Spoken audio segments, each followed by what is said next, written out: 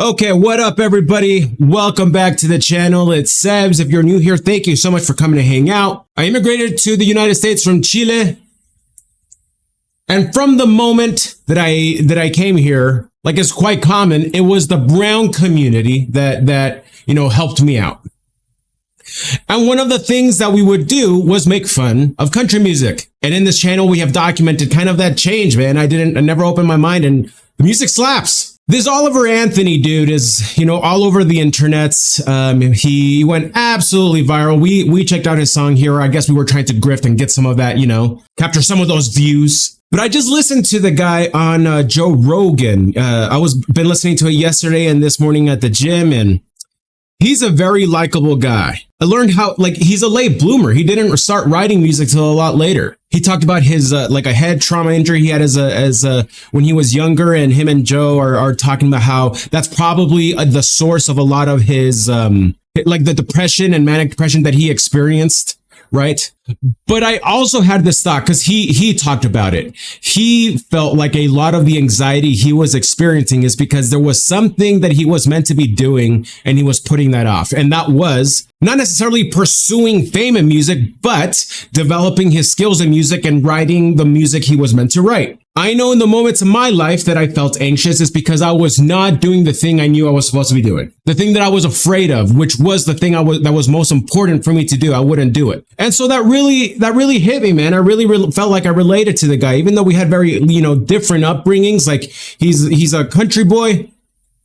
I mean, look, with this video we're going to watch, look, he's just out in the woods, dude. I grew up in the city, so very, different upbringing on that part. I actually so my family, right, we came from poverty, but at the same time, my dad eventually got a great job that allowed us to move quite often. And our house and our school was paid for. So I got to grow up going to the top schools of a lot of different countries, man, on scholarship.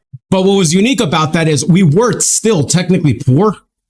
So it was weird hanging out with my super rich friends at school. I couldn't understand how my friends had different shoes for every sort of different occasion. They had their skating shoes, their basketball shoes, their just look cool shoes. I had one pair of shoes. So little things like that. That was my experience growing up. It's privileged, good education, had a family. But yeah, it's weird being poor with rich friends. But again, I just relate, but still, with that vast difference, I related to the guy. That's why he's blowing up. Immensely different upbringings, but still there's something deeper there that we can relate to. So I think his fame is well deserved, man. And it's one of those cool stories. Late bloomer. He was being prepared for this moment, and here he is. And he's doing it pretty gracefully, man. Turning down $8 million contracts. Gosh, I wish him well. So on the Joe Rogan episode, they talked about this song, and he says it's one of his favorites. So that's why I really wanted to check it out. And he also brought up that what's crazy about this, and how this song went all the way up on the iTunes charts and whatnot. This was the audio file, and this is the version of it recorded on his Android phone. It's authentic, and that's probably why it's hitting us. So they started listening to it in the podcast, so I skipped through it because I wanted to watch this with you guys. So thank you so much for hanging out. Let's links and everything to Oliver Anthony stuff is on here. He's not at 1 million subscribers yet. $5 says 2 weeks he's at 1 million. I hope he gets it. All right, ain't got a dollar. Oliver Anthony. Thank you guys so much for being here. Check out the description to find ways to help out this channel. So this is a song Okay, I thought I was watching this at 1.5 speed. He just moved really fast. Okay. I wrote. Look at, dude.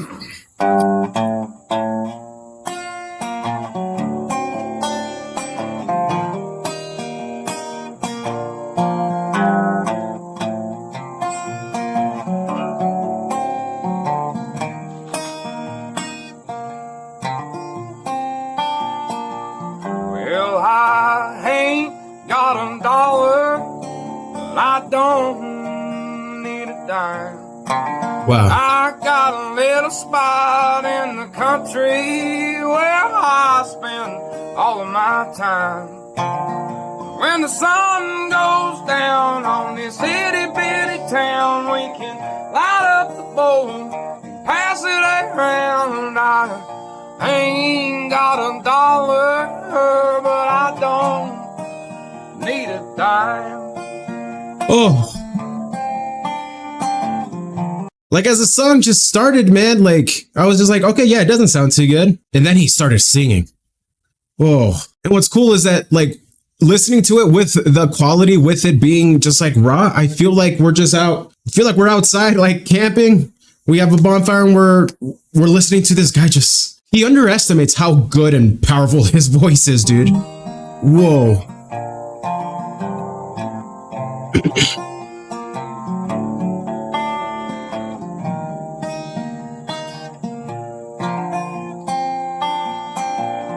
Well, the rain could be pouring or the sun shining down.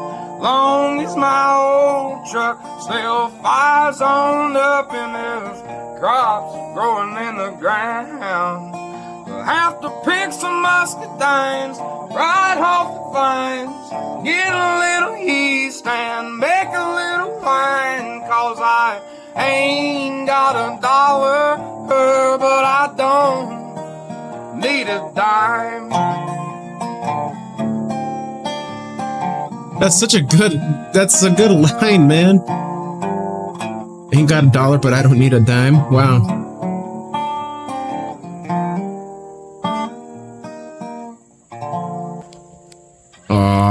Look at dude.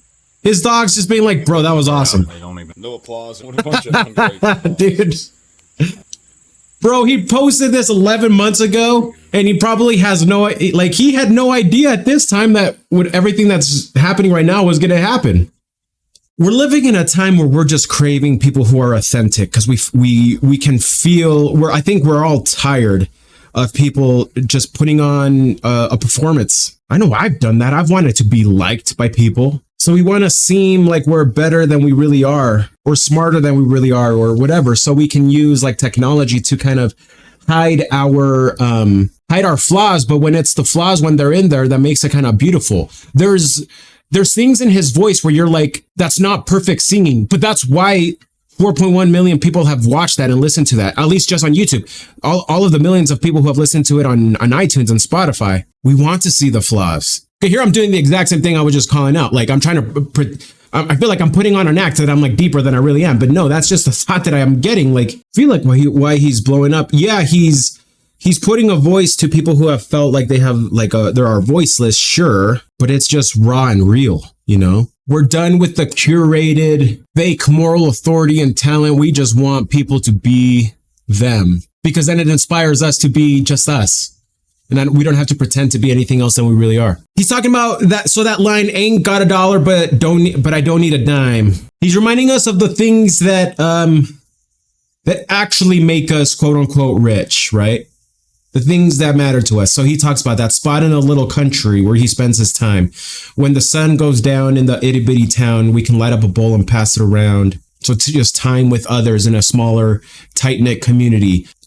As long as my old truck still fires on I think he talks about that in the podcast. And there's crops growing in the ground. As long as those things are there, I may not be rich, but I don't need anything else. What are those things for you? Comment down below. For me, it's my family, healthy food, and the gym. If I'm living in a way that I can do those things and enjoy those things, and I feel like I could pursue this YouTube thing a little bit more and get quote unquote bigger, or I could put more time into my startup, or put more time into my day job. But if I had all those things and became this multimillionaire but lost my family, I'd be a poor man. So yeah, what are those things for you guys, man? I'm excited to hear from you. But I like this cat. I like him a lot.